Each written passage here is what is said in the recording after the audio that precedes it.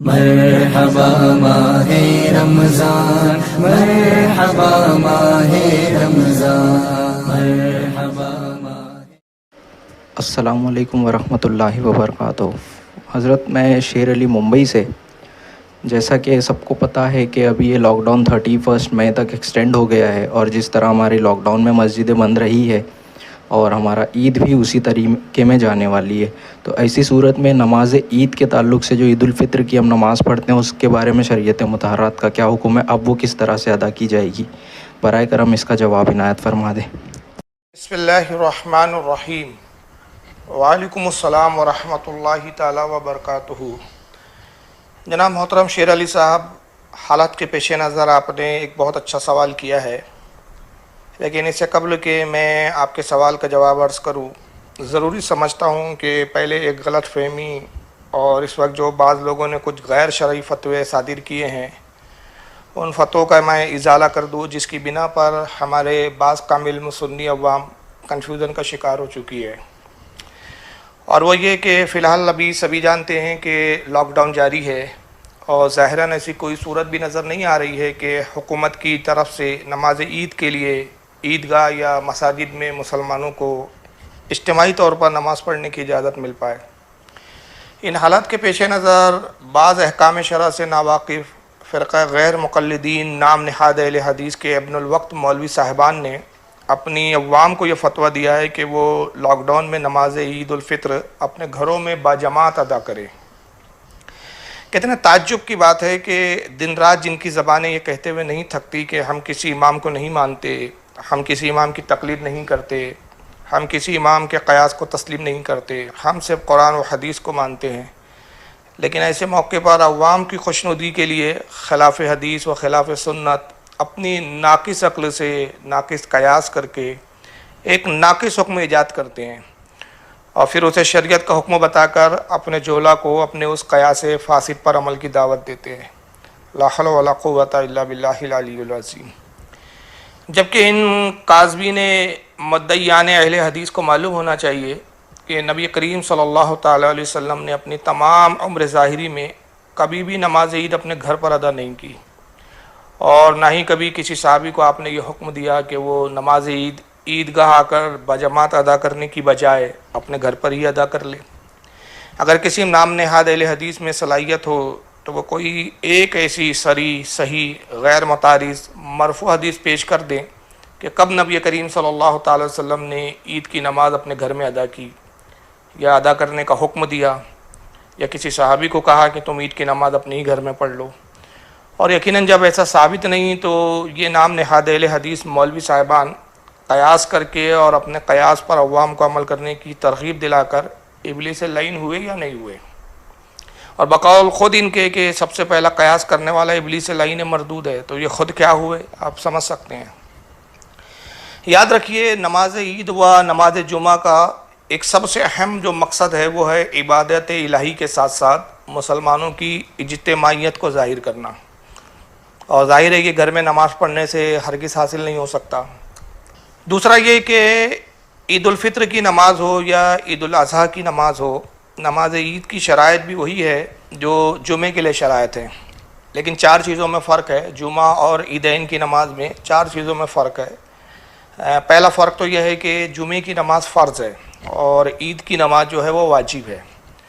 اور دوسرا یہ ہے کہ جمعے میں خطبہ پہلے ہوتا ہے اور نماز بعد میں ادا کی جاتی ہے، جبکہ نماز عید میں نماز پہلے پڑھی جاتی ہے اور خطبہ بعد میں ہوتا ہے، اور نبی کریم صلی اللہ تعالیٰ علیہ وسلم سے بھی اسی طرح ثابت ہے۔ تیسرا یہ کہ جمعے کا خطبہ جمعے کی شرط ہے، اگر جمعے میں خطبہ نہ پڑھا گیا تو جمعہ ہی نہیں ہوگا، اور عیدین میں خطبہ دینا جو ہے وہ سنت ہے، اگر خدا نخواستہ عیدین میں خطبہ نہ پڑھا تو نماز تو ہو جائیں گی مگر برا کیا اور خلاف سنت ہے۔ چوتھا فرق یہ ہے کہ جمعے کے لیے اذان اور اقامت ہے، لیکن عید کی نماز کے لیے نہ اذان ہے اور نہ ہی اقامت، صرف 2 مرتبہ اتنا کہنے کی اجازت ہے، الصلاۃ جامعہ۔ تو یہ وہ 4 فرق ہے جو نماز جمعہ اور عیدین کی نماز میں ہیں، اور اس کے علاوہ جیسا کہ میں نے عرض کیا کہ جمعہ اور عیدین کی نماز کی جو شرائط ہے وہ ایک ہی طرح کی ہے۔ تو پہلے یہ سمجھے کہ جمعے کے لیے کیا شرطیں ہیں، تو وہ 6 شرائط ہے جمعے کے لیے، اور وہی شرائط جو ہے وہ نماز عید پڑھنے کے لیے بھی لازم ہے۔ اگر ان میں سے کوئی ایک بھی شرط مفقود ہو تو جمعہ نہیں ہوگا، اور وہی شرائط جو عیدین میں آتی ہے اگر وہاں مفقود ہو جائے تو عید کی نماز نہیں ہوگی۔ وہ 6 شرائط یہ ہیں۔ پہلی شرط یہ ہے کہ مصر یا فنائے مصر، یعنی مصر اس جگہ کو کہتے ہیں کہ جس میں متعدد کوچے اور بازار ہوں، اور کوئی وہاں ایسا حاکم ہو کہ جو اپنے دبدبے، اختیار اور قوت سے مظلوم کا انصاف ظالم سے لے سکے، یعنی انصاف قائم کرنے پر اس کو قدرت ہو۔ اور فنائے مصر اسے کہا جاتا ہے کہ جیسے قبرستان ہے، گھوڑا دوڑ کا میدان ہے، فوج کے رہنے کی جگہ ہے، کچہریاں ہیں، اسٹیشن ہے وغیرہ وغیرہ، یعنی جو شہر سے ملحق چیزیں ہوتی ہے، شہر سے لگی ہوتی ہے، یعنی وہ جگہیں جو شہر سے باہر ہوتی ہیں لیکن ایک طرح سے شہر سے جڑی بھی ہوتی ہے۔ تو جمعے کے لیے یا عید کے لیے پہلی شرط تو یہ ہے کہ جو جگہ جہاں جمعہ یا عیدین کی نماز پڑھی جائے وہ مصر ہو یا فنائے مصر ہو۔ اور دوسری شرط یہ ہے کہ سلطان اسلام یا حاکم اسلام یا اس کا کوئی نائب ہو وہ جمعہ قائم کرنے کی اجازت دے، اور جہاں کوئی سلطنت اسلامیہ نہ ہو تو شہر کا جو سب سے بڑا عالم و مفتی ہے، سلطان اسلام یا حاکم اسلام کے قائم مقام ہے، تو اس کی اجازت سے جمعہ قائم کیا جا سکتا ہے، اور اسی کی اجازت سے عیدین کی نماز جو ہے وہ پڑھائی جائیں گی۔ تیسری شرط یہ ہے کہ وقت کا ہونا۔ جمعے کے لیے وقت ظہر کا ہونا ضروری ہے، یعنی ظہر کا وقت ہوگا تو ہی جمعہ ہوگا، اور عید کی نماز کے لیے عید کے دن کا ہونا۔ ایسا نہیں ہے کہ عید کی نماز آپ کبھی بھی پڑھ لیں، عید کا پایا جانا مطلب چاند دکھ جائے اور پھر عید واقع ہو تو پھر جو ہے وہ اس اعتبار سے عید کی نماز پڑھی جائیں گی۔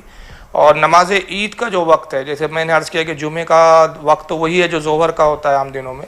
اور نماز عید کا جو وقت ہے وہ فقہاء کرام کہتے ہیں کہ ایک نیزہ آفتاب بلند ہونے سے لے کر جب سورج نصف النہار پر آ جائے، نصف النہار شرعی جس کو کہا جاتا ہے، یعنی بیچ میں بالکل بھری دوپہر تک سورج آ جائے، اس سے قبل تک جو ہے آپ عیدین کی نماز پڑھ سکتے ہیں۔ اور چوتھی جو ہے شرط یہ ہے کہ خطبہ کا ہونا اور وقت میں ہونا، یعنی خطبہ بھی دیا جائے اور خطبے کے علاوہ وقت میں دیا جائے، ایسا نہیں کہ وقت کے بعد دے یا وقت سے پہلے دے دیں۔ تو جمعے میں نماز سے پہلے خطبہ دیا جاتا ہے اور عید میں نماز کے بعد، جیسا کہ میں عرض کر چکا ہوں۔ اور پانچویں شرط ہے کہ جماعت کا ہونا، یعنی بغیر جماعت کے نہ جمعہ پڑھا جا سکتا ہے اور نہ عید کی نماز پڑھی جا سکتی، یعنی تنہا آپ عید کی نماز بھی نہیں پڑھ سکتے اور تنہا جو ہے آپ وہ جمعے کی نماز بھی نہیں پڑھ سکتے۔ جماعت کا ہونا بھی ایک شرط ہے، اور جماعت اسے کہا گیا ہے کہ کم از کم 3 مرد ہو، اور پھر زیادہ کی تو کوئی حد نہیں ہے لیکن کم از کم جو ہے وہ 3 مرد ہونے چاہیے۔ اگر صرف عورتیں ہیں یا بچے ہیں تو جمعہ نہیں ہوگا، اور اسی طرح نماز عید بھی نہیں پڑھی جا سکتی، اس کا بھی وہی مسئلہ ہے۔ اور چھٹی شرط یہ ہے کہ اذن عام کا ہونا، یعنی مسجد یا عیدگاہ کا دروازہ سب کے لیے کھول دیا جائے کہ جس صحیح العقیدہ مسلمان کا جی چاہے وہ بغیر کسی روک ٹوک کے نماز پڑھنے آ سکے۔ اگر دروازہ بند کر کے آپ نے نماز پڑھی، چاہے وہ جمعے کی ہو یا نماز عید ہو، تو پھر نہ جمعہ ہوگا نہ عید ہوں گی۔ تو یہ وہ 6 اہم شرائط ہے جو میں نے آپ کے سامنے پیش کی ہے، جو جمعہ اور عیدین کے لیے لازمی ہے۔ اور ظاہر ہے کہ اگر گھر میں نماز عید ادا کی جائیں گی تو بہت سی شرطیں اس میں نہیں پائی جائیں گی، مثلاً حاکم اسلام یا شہر کا بڑا مفتی اب پورے شہر کے ایک شخص کو تو فرداً نماز عید کی جماعت اپنے گھر میں قائم کرنے کی اجازت نہیں دے سکتا۔ پھر یہ کہ اب ہر شخص اپنے گھر میں نماز عید با جماعت ادا کرنے کی اجازت شہر کے بڑے مفتی سے جا کر حاصل کرنے سے تو رہا، اور اگر اس طرح ہو بھی جائے تو وہ جو میں نے عرض کیا کہ جمعہ اور عید کا جو خاص ایک مقصد ہوتا ہے کہ اجتماعیت کو مسلمانوں کی ظاہر کرنا، تو وہ مفقود پائی جا رہی ہے۔ پھر دوسرا یہ کہ اگر بالفرض ہم یہ مان بھی لیں کہ کوئی اپنے شہر کے بڑے مفتی سے اجازت حاصل بھی کر لے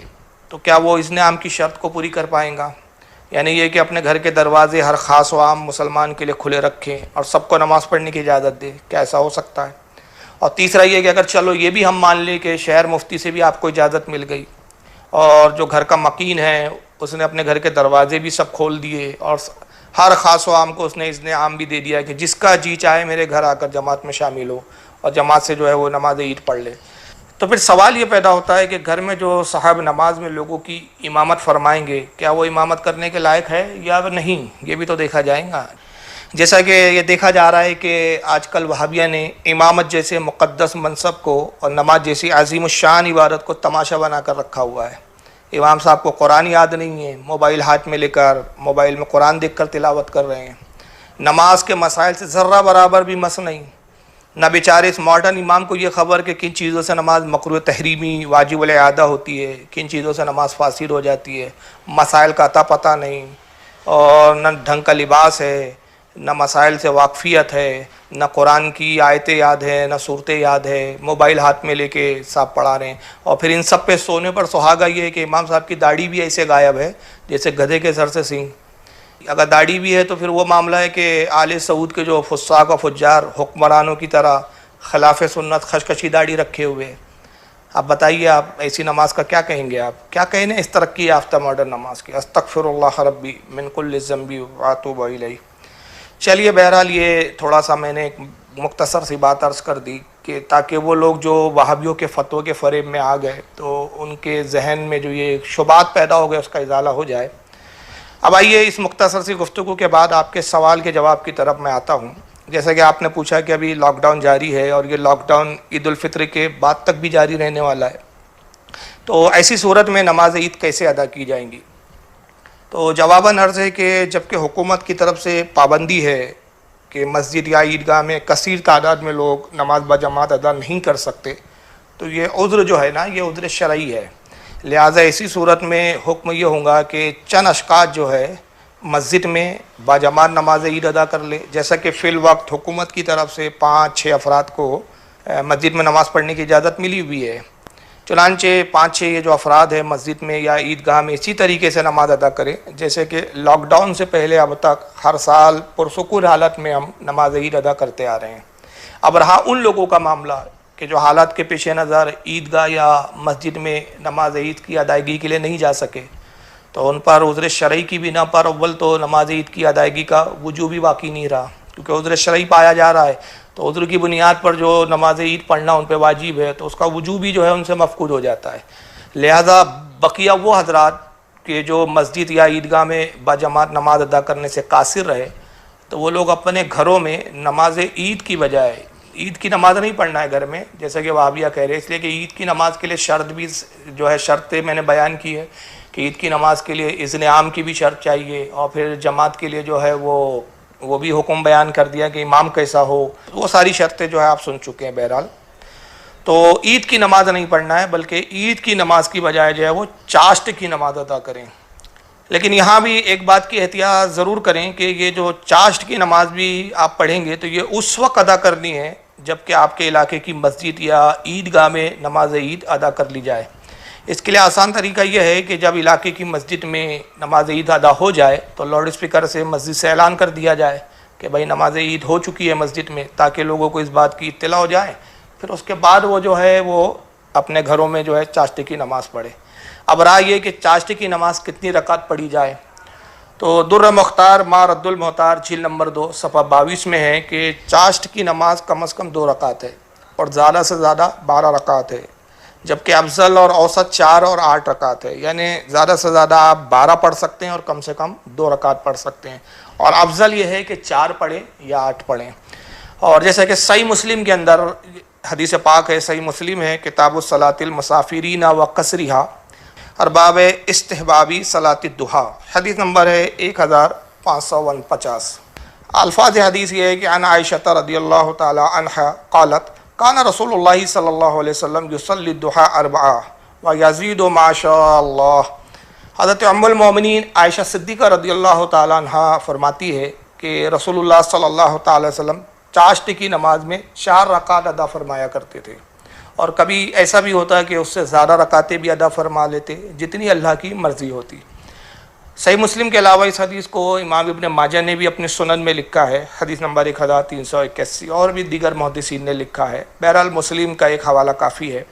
تو لہذا چاشت کی جو نماز ہے وہ یا تو 2 رکعت پڑھیں آپ، جیسے کم از کم 2 رکعت بھی پڑھی جا سکتی ہے، یا 4 رکعت پڑھیں، یا 8 رکعت پڑھ لیں، یا پھر 12 رکعت پڑھ سکتے ہیں، غرض کہ جتنی استطاعت ہو 2 رکعت سے لے کر 12 رکعت آپ جو ہے چاشت کی نماز ادا کر سکتے ہیں۔